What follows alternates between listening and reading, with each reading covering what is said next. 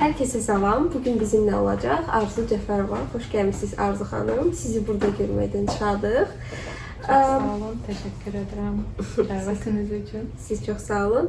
Arzu xanım, Azərbaycan dilində yazılan uşaq ədəbiyyatından hansı trendləri bizə göstərmək istəyərdiniz və mövzular, janrlar daha populyardır? Siz hansıları deməyə istəyərdiniz bizə? Əslində uşaq ədəbiyyatında daha çox macəra janrı məşğuldur. Yəni satılan, yazılan kitablardan o daha üst zirvədədir.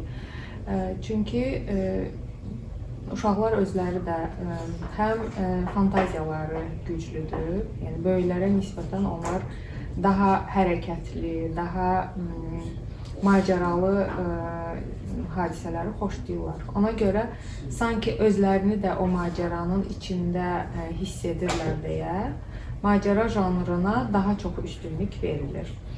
Amma dediyiniz sual biraz nisbidir, nə mənada? Çünki uşaq ədəbiyyatı dedikdə, yəni uşaqlarda yaş kateqoriyaları fərqlidir də. Məsələn, kiçik yaşlarda daha çox belə nağıl, hekayə tipində kitabları onlara oxuyuruq. Orta yaşda bu gəlir hardasa 8 yaşdan yuxarı macəraya daha çox üstünlük verirlər. Amma artıq məsələn 12-13 yaşdan yuxarı uşaqlarda biraz fərqlidir. Məsələn, orada macəra oxuyanlar da çoxdur. Detektiv macəra ikisi birlikdə olanlar da çoxdur. Bir də məsələn bu daha çox klassik ədəbiyyata üz tutanların arasında da görürsən ki, ailə, məişət mövzusunda olan kitablara daha çox üstünlük verirlər. Amma hər sahədə olduğu kimi bu sahədə də təbii ki zövqlər müxtəlifdir. Məsələn, fantastika, fantezi oxuyanlar da var. Amma bu yəni üstünlük təşkil eləmir. Məsələn, xarici ədəbiyyatda fantezi daha çox məşhurdur. Amma bizim Azərbaycan ədəbiyyatında fantezi yəni çox azdır. Hətta yəni yerli yazarlar arasında fantezi yazanlar çox azdır.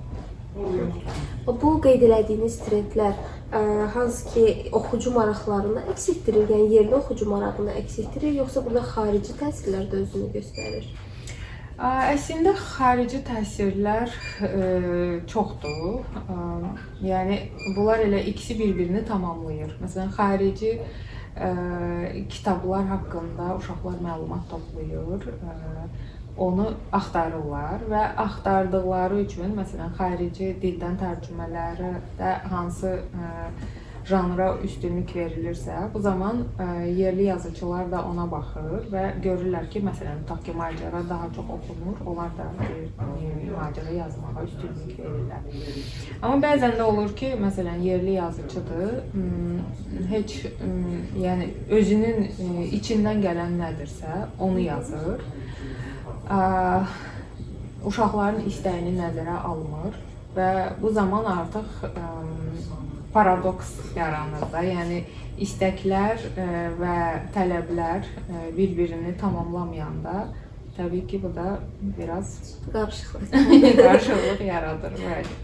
Bizim xarici ədəbiyyatda ən populyar janrlar, mövzular hansılardır və Azərbaycan dilinə tərcümə zamanı bunları siz özünüz mü seçirsiniz ki, hansı ki bunu bizə gətirmək olar, bunu olmaz? Tərcümə zamanı. Mən bayaq da qeyd etdim. Məsələn, xarici ədəbiyyatda fantezi daha çox məşhurdur. Çünki məsələn, xaricdəki bestseller siyahılarını izləyəndə bunu görürük ki, yəni bestseller fantezi janrı çox üstünlük təşkil edir. Amma o fantezinin hamısı bizə tərcümə zamanı bizdə yəni özünü doğrultmur. Bəzən yəni onlar bizim oxucular tərəfindən çox da müsbət qarşılanmır. Düzdür, xoşlayanlar var, amma bu üstünlük təşkil eləmir. Məsələn, bizdə xarici dildən tərcümə olunan kitablarda ən çox kitabı satılan müəllif David Walliams'dır. Onun kitablarında düzdür, fantezi də var, amma daha çox gülməli macəra daha çoxdur.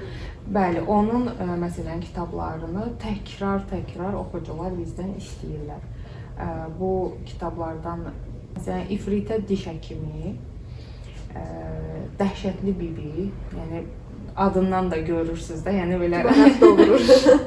Hə, maraq doğurur. Məsələn, İfritə diş həkimi, mən bir dəfə onu bir diş həkiminə göstərdim. Yəni o biraz belə gördüm ki, yəni sanki mən buna söz atırmışam kimi qəbul elədi.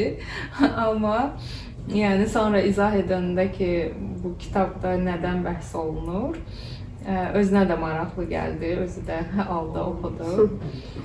Hə, yəni orada elə bil ki, biraz sarkazm var, biraz ironiya var. Yəni İfritə, niyə o diş həkimi İfritədir? Çünki o uşaqlara konfet yeməyi icazə vermir. Amma məhəllədə elə bil ki, bir nəfər peyda olubdur. Halbuki əsl İfritə odur. O elə bil uşaqları yoldan çıxarır.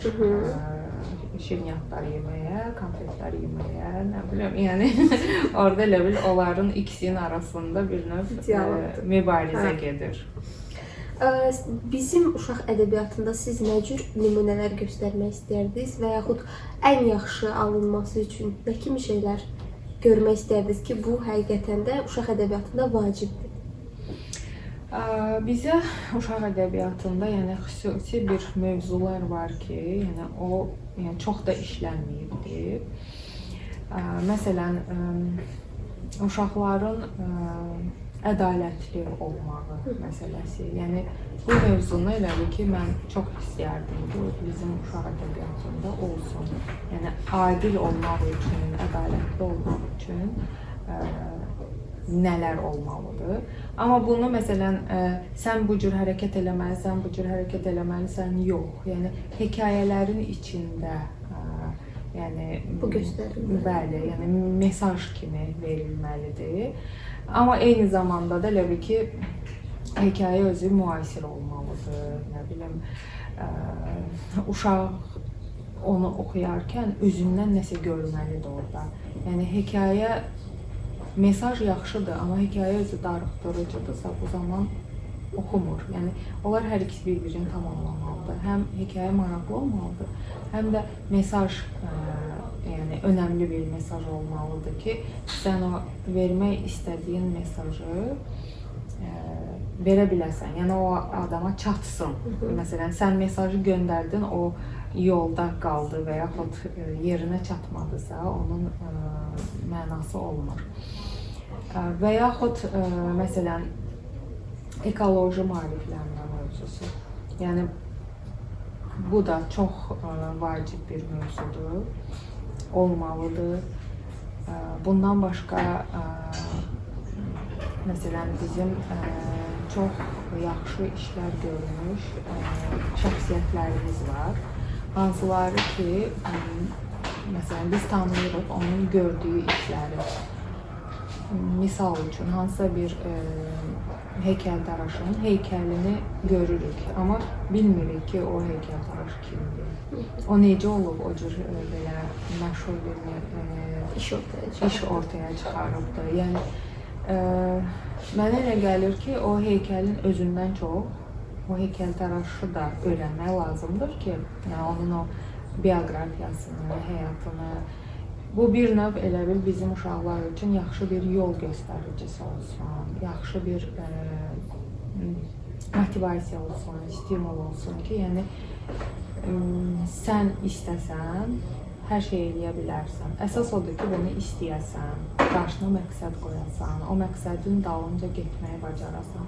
Bunu da o real insanların elə ki, həyat yolunu göstərməklə biz öz məqsədimizə çata bilərik. Amma təəssüf ki, Məsələn, oxucu bunu istəmir. Biz məsələn nəşriyyat olaraq mən çox istəyirəm ki, uşaqlarımıza düzgün yolu, düzgün hekayələrlə çatdıra bilək. Amma özəl nəşriyyat olduğumuza görə, yəni bunu hər zaman eləyə bilirik. Çünki o kitabı çap edirik və o kitab satılmırsa, onda da yenə biz öz istədiyimizə nail ola bilmirik. Yəni o hekayə gedib o uşaqlara çatmırsa, yenə də sənin missiyan elə ki, yarı yolda qalır, sona çatmır. Arzu xanım, sizin özünüzün də kitabı çıxdı və çox böyük maraqla qarşılandı kitab. Sizi nə həvəsləndirdi? Hardan qaynaqlandı bu həvəs ki, siz Banini yazdınız? Çox sağ olun, xoş sözlərinizə görə. Baninin hekayəsi əslində biraz uzundur. Biz dinləyərik. Hardasa 2021-ci ildə biz icma tipli uşaq layihəsi var, Nazirliyin layihəsi. İcma əsaslı məktəbəqədər təhsil. Orada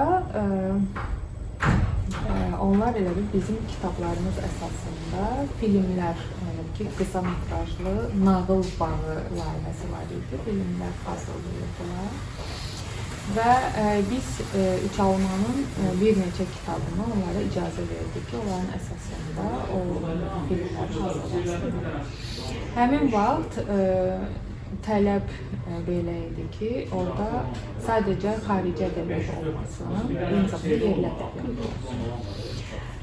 Yerli ədəbiyyat olsun dedikdə, yəni bizim təbii ki, yerli yazarlarımızın əsərləri var, amma yəni sırf o layihə üçün yəni çox da tapa bilmədik də hekayələr, yəni o layihənin tələblərinə uyğun olaraq daha çox illüstrasiyalı və daha az yazı, yəni amma mesaj olsun. Bəli, yəni ki, bu tipdə kitablar az idi daha doğrusu. Yəni bir neçəsini eləyə bildik, amma daha çox ola bilərdi. O zaman bu ideya yarandı. Qeyd edeyim ki, yəni bu kitabı mən tək yazmamışam. Digər müəllif İsmail, o həmin layihədə işləyirdi, həmin vaxtı. O nağıl bağı da, onun bağında o koordinasiya edirdi.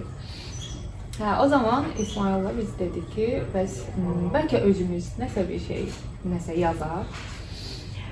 Və okey, yazaq. Və yazdıq. Və yazdıq.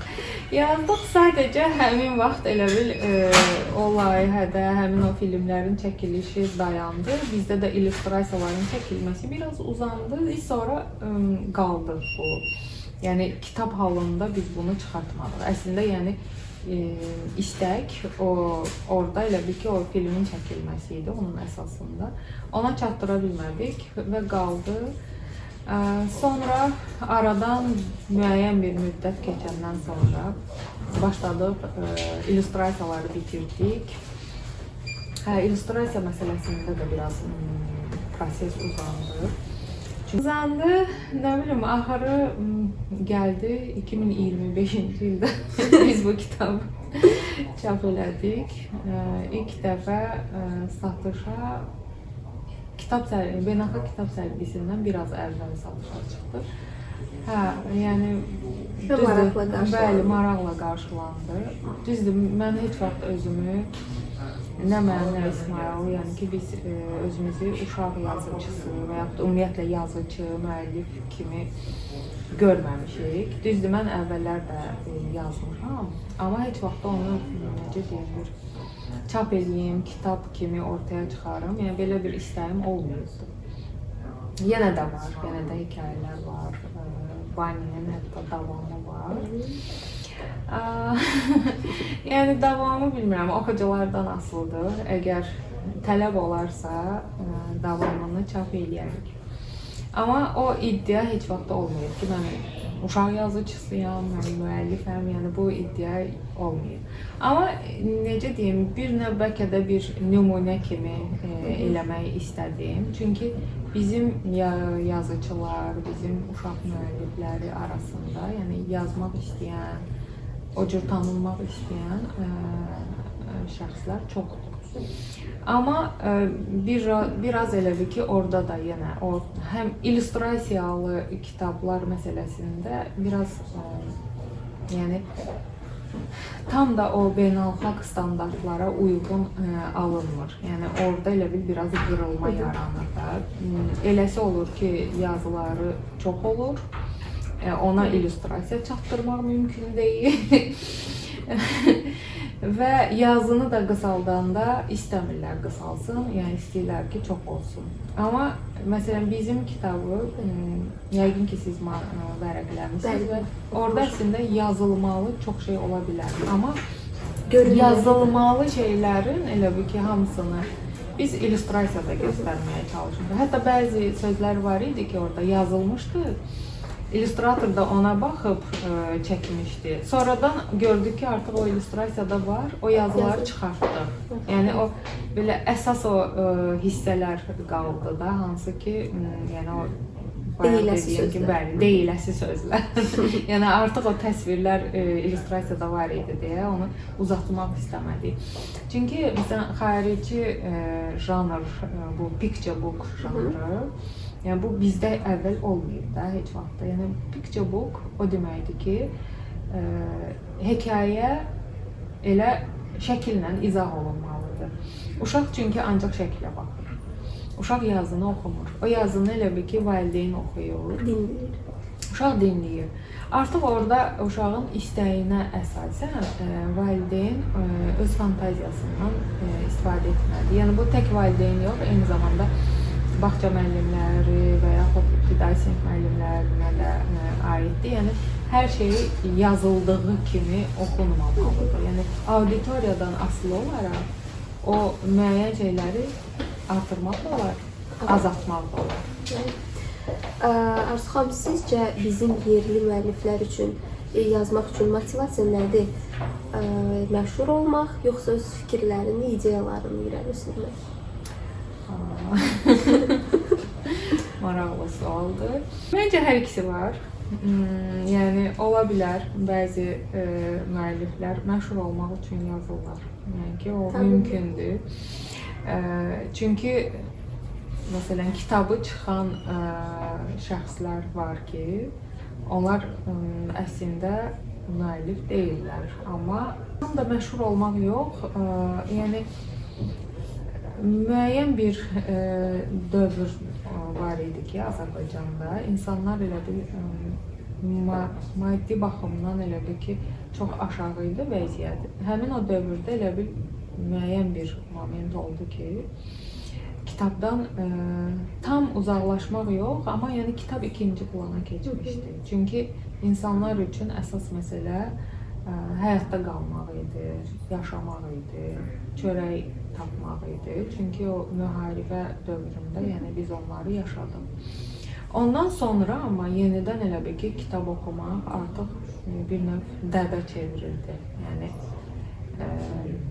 və məncə onu o necə deyim, o bəzi şəxslər, yəni kitab yazır, yəni onu istəyirlər onların haqqında deyilsin ki, filan kəsin kitabı çıxıbdır. Yəni bunu özləri üçün bir növ nüfuz hesab edənlər var. Və onların arasında çox gözəl yazanlar da var, zəif yazanlar da var. Amma elə müəlliflər də var ki, onların görsən ki, həqiqətən də deməyə sözləri var.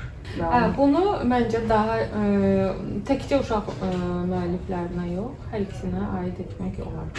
Amma elələri də var ki, məsələn bu yaxınlarda bizdə bir blogerin kitabı çap olunacaq. O əslində məşhurdur. Yəni kifayət qədər izləyicisi var. Amma uşaqlar üçün bir kitab yazıbdı. İndi açıqlamaq istəmirəm, sürpriz olsun. Yəni məncə o məşhur olmaq üçün yazmayıbdı. O sadəcə bəli, özünün yaşadığı təcrübələri bölüşmək istəyir valideynlərlə, eləcə də uşaqlarla. Çox sağ olun Arzu xanım, bugün bizlə oldunuz. Təşəkkür edirik sizə və Baninin digər bölümlərini biz gözləyirik həvəslə. Çox sağ olun bizi dinlədiyinizə görə. Sağ olun, təşəkkür edirəm. Sizlərə üçün.